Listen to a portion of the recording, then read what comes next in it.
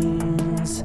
Always try to sell me things, from bicycles to shiny rings. And they say, hey kids, and welcome to Super Kids Church. I'm just riding in on my bike today as we get ready for Kids Church today. And we're gonna have Kids Church outside for something different this November. And we're so excited to have you with us. Oh, we cannot wait to get started this month. Well, this month is November, right? And what happens in November?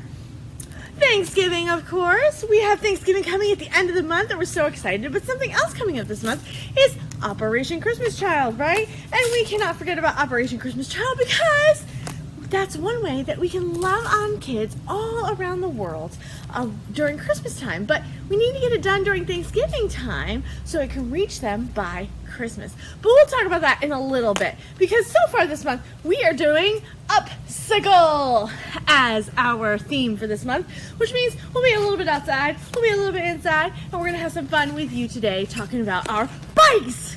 Now, how many of you have a bike at home? Pretty sure many of you have a bike at home. And do you guys ride that bike all the time? I mean, I know I've heard stories in Kids Church about all these wonderful bike adventures you've gone on, where you've gotten your bike and ridden to somebody's house, or you got on your bike and you got to go do something super cool. And the fact of the matter is, our bikes log a lot of miles. And they log a lot of time, a lot of miles, a lot of distance, and they're super fun. But eventually, our bikes kind of start to fall apart, right? Maybe the wheels aren't as blown up anymore. We're tired of the way our bike looks. Some people like to turn in their old bike that might just be old and get a new bike, right? Is it fun to get a new bike, right?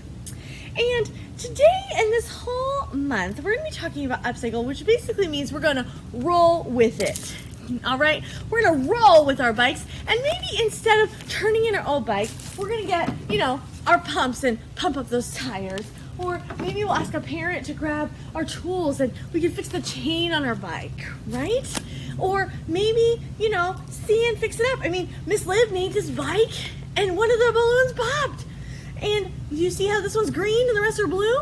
I just rolled with it. We made a new part of our bike so that it could be part of a bike.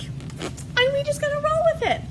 And the reason we're rolling with it, and instead of, turning it for something new, we give it like a new tune-up, maybe like some new brakes or different things like that. And the reason we're talking about this month is because we're talking about what's called contentment. And contentment is defined as learning to be okay with what you have. Many times in our society, and just being kids, we always want what's new, right? We want something new and exciting and fun. And maybe it could be an old toy, and we're like, well, this toy's kind of old now, and I want the new upgraded version of the toy, right? Or maybe it's a phone or a tablet, and we always want to upgrade, right? We want to upgrade to something new. But maybe instead of upgrading, we should upcycle it instead. So the reason we're talking about contentment is we always have to do a Bible verse, right? Because our memory verse comes from the Bible and it shares with us why we study the words that we have, like contentment, all right? And our Bible verse this month is going to come from Luke 12:15, and it reads, "He said to them, 'Watch out, be on your guard against all kinds of greed. Life does not consist in abundance of possessions.'" You see, our life, it is fun to get cool new toys and cool new games, and I know we're gonna get to Christmas time, we're getting new stuff, but sometimes, we need to realize that our life is not defined by how much stuff we have, but it's defined by what we did for God, right? What we did with our life. Our legacy is not about how cool we had a bike when we were 10. Our legacy is about who we talked to about Jesus and who we reached and touched and who we gave a helping hand to. Sometimes it's just giving them a helping hand of a meal, and that touches someone's life. Because our life isn't always about, possessions and things that we have. Our life can be defined by something much more than that. So as we're beginning our talk about contentment and learning to be okay with what we have, all right, we always have a pause, Miss Liv moment. Now, our pause, Miss Liv moment is going to be upcycling something, all right? So what we're going to do is you're going to go to lifechapelonline.com/kids, and you're going to download our downloadable activities. Now, on our downloadable activities, there is going to be a piece of paper that is shaped like a bike. And what you're going to do is I want you to maybe get some magazines that are lying around, or maybe you have some different recyclable materials around. I want you to build your own bike with your recyclable materials today. So you're going to glue it on there. If you do maybe you get some magazines and you put some stuff there that you could use to recycle. Maybe you have some newspaper you're going to recycle and use that to make your bike. But you're going to make a recycled bike on your piece of paper for our Pause and Slip moment today. All right? So we're going to be upcycling and identifying what are recyclable materials. Okay? All right, so you ready to pause and live? In 3, 2, 1, pause and live.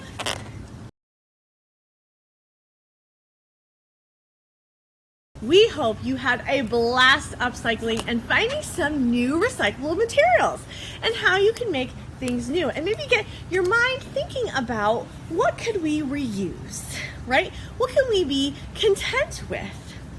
Now, we're going to jump into our Bible story today, and we're going to be heading to Philippians 4. And Miss Liv's got to get her Bible, turn in her bike, putting it on the bike rack, and go get her Bible, and I'll see you on the other side. All right, so I've gotten my Bible, and we are ready to dive into our Bible story today. Now, as I told you, we're going to be opening up to Philippians 4. And as you open up to Philippians 4, I'm going to give you the backstory, okay? Because we always got to understand what's happening and what's going on before we can dive in to understand what God's trying to speak to us, right? So, we're talking about the book of Philippians. Now, Philippians was a book written to the church in Philippi. This sound familiar? Church of Philippi. We just talked about Philippi. Oh, we did! All right, do you guys remember Philippi where Lydia was? From last month, and we talked about how she used her gifts right away. Well, it's that same church. That church that was started in Philippi with Lydia and Paul, and that was actually one of the first Jesus communities that Paul had planted. Now, we understand that Paul used to be Saul, right? And he was doing bad things, and then, he came to know Jesus. Well, we're going to go over that a little bit today, but later on in his life, he wound up in jail, okay? He wound up in jail and getting thrown into jail for what he used to throw people into jail for, which was talking about Jesus. And the people weren't happy about it because they were talking about needing a savior, and they thought they had it all together, right?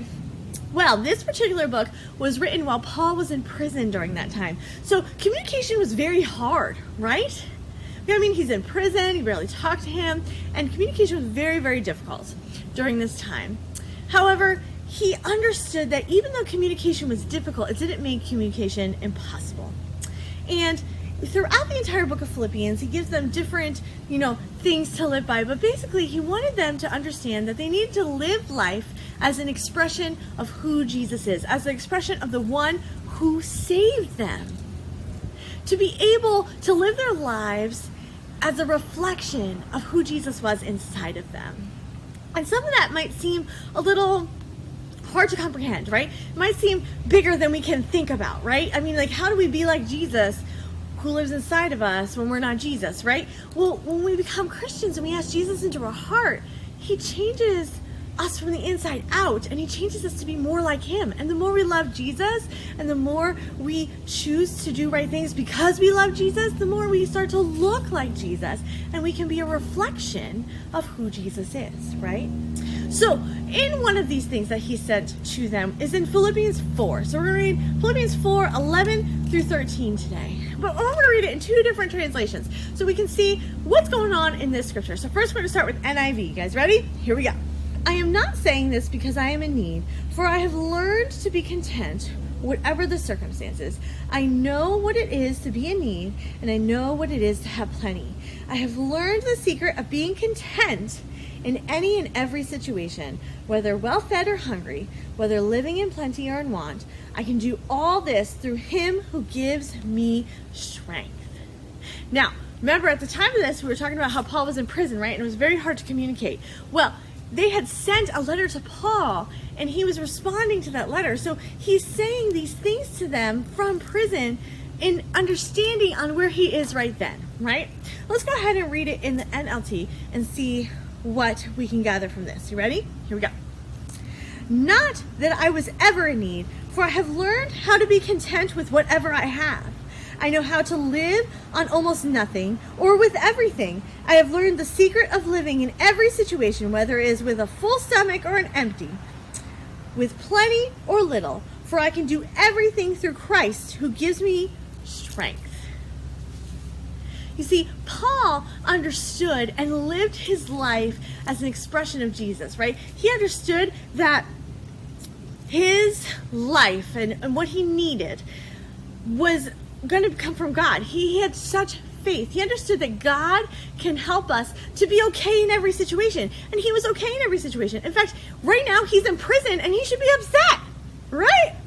I mean, he should be upset that he's in prison, but he's being content. He's learning to be okay with what he has because he understands he's there for a purpose. And even though it's hard to communicate, God still gave a way for him to communicate and gave him a way to share God's love. And God helped Paul be okay in this situation. And in fact, Paul lived his life like this. He lived his life being okay and understanding that God was going to take care of him. In fact, let's go look at Paul's life real quick. All right, so the first thing we know about Paul, right? Paul used to be Saul, okay? And Paul, who used to be Saul, was a religious leader. He thought he had his whole life together. He knew the scriptures. He knew what was happening. He had all the money. He was all good. He knew what was right and wrong, right? He had to know what was right and wrong because it was his job to show others what was right and wrong. And he thought he had it all together. But the fact of the matter is, he had something missing, right? And thought he had it all together and he thought he had all the answers, but really he was doing the wrong thing, right? He was hurting those that love Jesus. Well, he thought he had it all together. He thought he had everything. And then he met Jesus, right? On the road to Damascus, where he was blinded and Jesus had come and shown himself to him. And then God performed a miracle and he got his sight back, right? And he came to know Jesus and devoted his life to Jesus. And after coming to know Jesus, he had an exciting new purpose. Right? There was so much excitement because there was something new in his life and it was Jesus and he just wanted to share it and it was an exciting new purpose to keep going. And some people sometimes think that when we ask Jesus into our heart, we're supposed to just be able to have it all together and we're supposed to be able to have a good life and a cushy life. Well, a good life does not mean a cushy life. And just having Jesus doesn't put us all together perfectly. He is the perfect one, and he does come in and he wipes us clean, but we're still human and we still make mistakes. And the fact of the matter is, following Jesus is not always easy. In fact, Paul found this out. Paul found out that it's not easy. In fact, old friends that he had back when he was a religious leader now had become enemies. They hated Paul. They now hunted Paul when they used to hunt with Paul for people who were talking about Jesus. And it was not easy because he now had new enemies that used to be friends, and he also traveled everywhere. He literally traveled everywhere. Now, during all these travelings, he wrote other letters too, right? He wrote the letter to Corinthians, right? And through Philippians and Corinthians, we can learn a lot about Paul's life during this time where he is in prison. All right, so let's go ahead and look at Paul's life a little bit more in depth, okay? So, we understand that right now, where we are in Philippians, that we are in prison, right? He's in prison. And prison can be kind of sad and kind of down, right? But, that's not all that Paul was dealing with. Not only was he in prison, all right, he had terrible beatings. Terrible beatings. They were cruel to him in prison. They were awful. And on top of being in prison, before he was in prison, he was shipwrecked. They shipwrecked, right? Do you guys remember the story about being shipwrecked? And not only was he shipwrecked, then when he was in a city, there was also danger in the city, right? Because people wanted to kill him and hurt him. There are several stories in the Bible where they were running him out of town, or at least trying to, right? Remember, we were talking about Lydia, and they hurt him and threw him outside of the city, but he came right back in. And not only was there danger in the city, there was danger in the country. Any country he went to, they were hunting him down. There were danger in the seas, right, with the whole shipwrecked.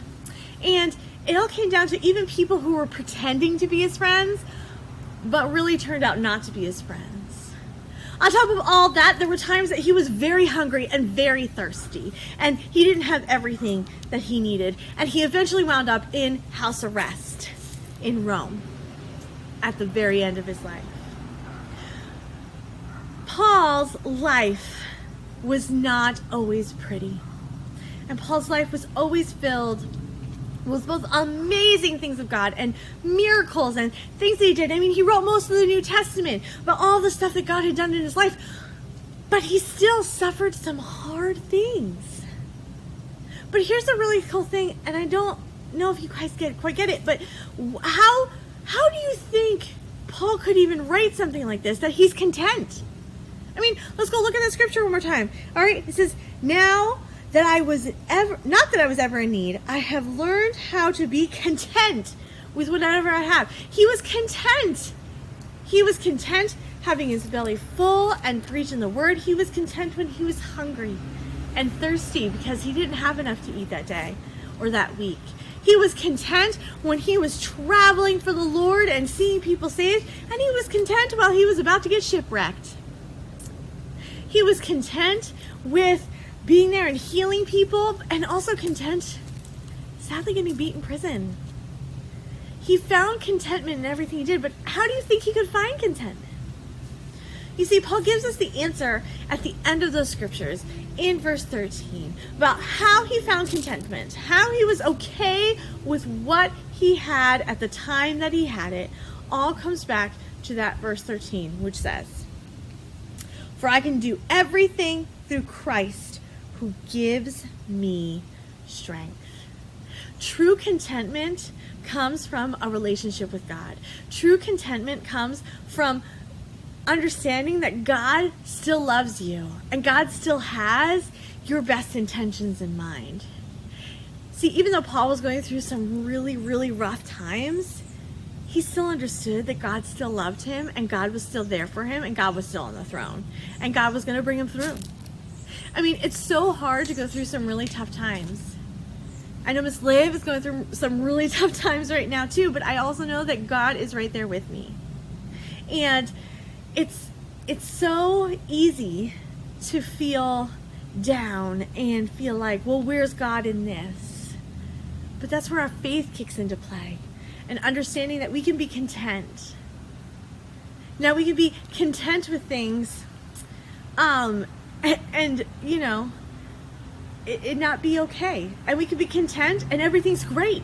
Sometimes it's so easy to be content when everything's great, or content when we traded in that bike for a new toy.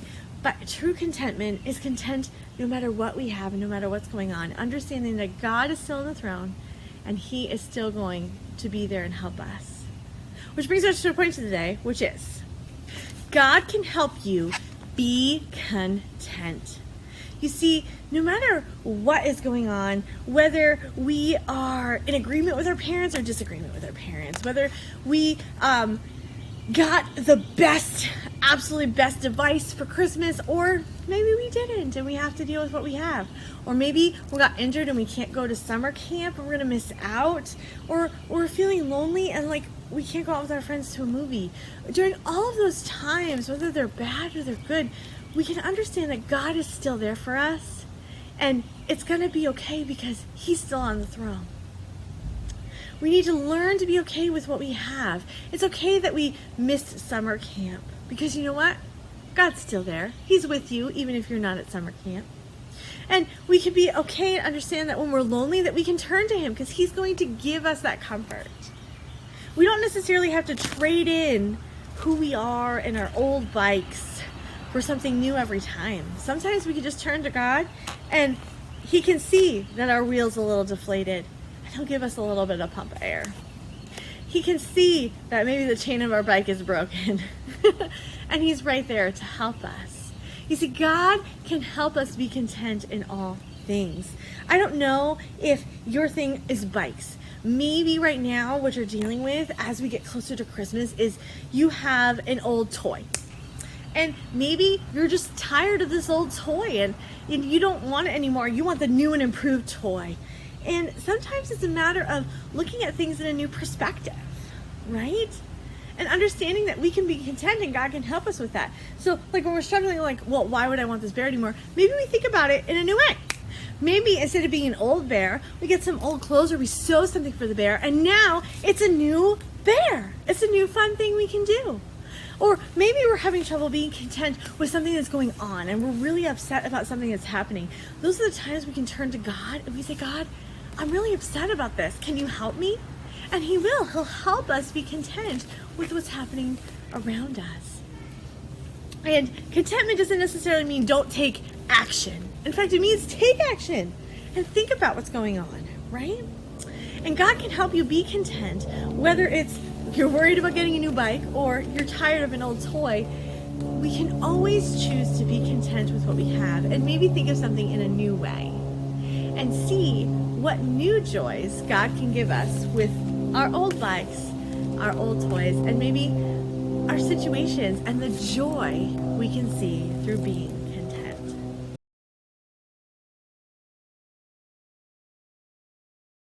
So that brings us to what you can do this week. All right. So this week, you can go to lifechapelonline.com/kids and you can download our downloadable activities. And yeah, you will find the bike printout to do your recyclable materials. You'll also find what's called the tour table. And the tour table is going to give you all of our little parts of our story today, which you can color in, and then maybe hide them around the house and make a scavenger hunt and see if you can put them together in order. Or maybe it's a matter of maybe setting up your own little bike path where you have to go and hit each one in order. Maybe you put 1, 3, 5, and you have to go to like 1 and then go to 2, which is all over there, and back to 3, and make it a fun activity. Be outdoors with it and make your own little course. But you can go ahead and download the Tour de Paul and have some fun with that today. Other things you can do this month as we get ready for Operation Christmas Child is if there are some toys that are lightly used, or maybe you saw a toy at the store that you really wanted that you think a kid around the world would like.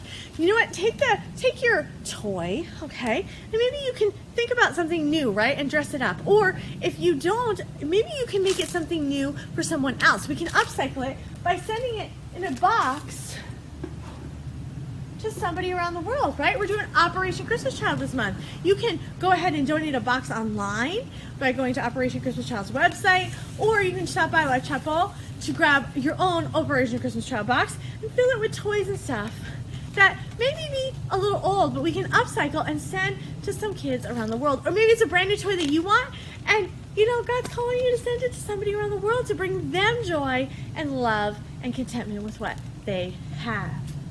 If you're looking for a craft this month, you can grab some good old toilet paper rolls and see what you can make out of them. What can you upcycle in your house? Maybe it's toilet paper rolls. Miss Liv has a baby food jar that Mr. Mac and I are going to upcycle. Not sure what we're making out of it yet, but when I come up with it, I'll show you at the end of the month what we've upcycled this baby food jar with. All right? And we're going to upcycle things and see what we can make. Maybe if right now we want a new doll because our bear's not good, see if you can make a doll out of your paper towel roll or your toilet paper roll. But be creative with a tube. Maybe you make a kaleidoscope or a telescope or binoculars. All right? But use this week to maybe try and brainstorm or upcycle one recyclable item in your house that can be made new and made fun again to bring you to contentment. And have some fun with your family thinking about ways you can upcycle these toilet paper rolls instead of just throwing them away. All right, but have some fun with your family talking about this stuff and talk about what it means to be content. And let's pray that God would help us be content with the things that we have and not necessarily always thinking about what's next. Instead, what would God do with what you have today and how what you have today can help someone else? Because that's how Paul lived his life. What he had that day is what he had content. And the reason he gets his content is because everything he had for that day, he asked God, what can I do with what I have to help someone else for your kingdom? So let's choose to be content today, all right? And this whole month, and we'll be back next week to talk about a little bit more about contentment and what we're talking about, and do some Operation Christmas Child as well.